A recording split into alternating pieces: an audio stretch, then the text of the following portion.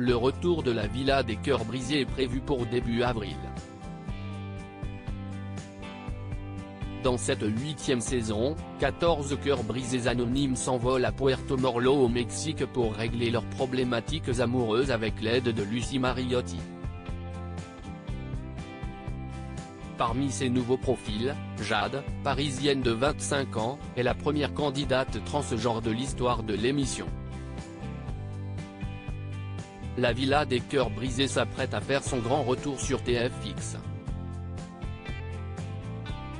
Pour cette 8e saison, les fidèles du programme retrouveront une nouvelle fois la love coach Lucy Mariotti qui, avec son éternelle bienveillance, vient en aide aux cœurs meurtris depuis 2015.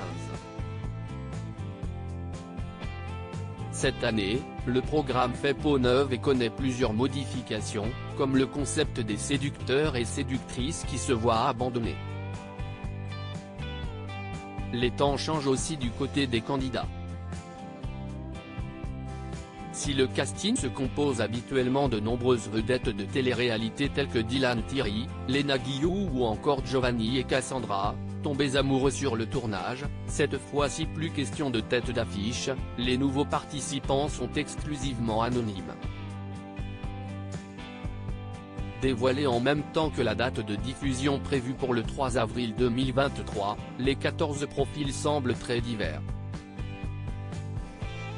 Étudiants, créateurs de contenu, vendeuses, éducatrices spécialisées, mannequins, coachs sportifs. Autant de divers inconnus qui font leur premier pas à la télévision dans l'espoir de panser leurs blessures.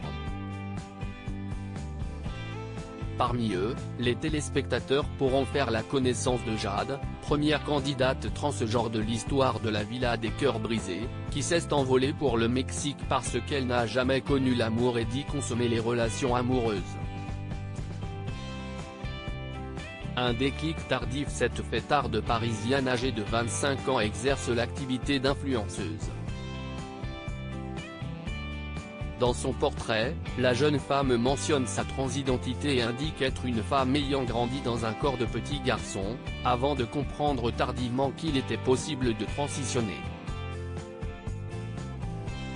Auprès de Télé Loisirs, elle évoque l'adolescence et la puberté comme une période charnière, puisque si est la première fois qu'elle se voit confrontée à un physique qui lui est étranger, au point de ressentir une profonde souffrance, à 18 ans, je ne voyais que la mort comme échappatoire.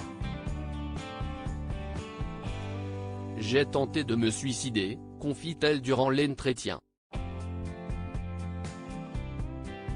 CIST alors le long métrage The Danish Girl, qui met en vedette Eddie Redmayne dans le rôle de l'artiste danoise transgenre Lily Elbe, qui fait office de déclic.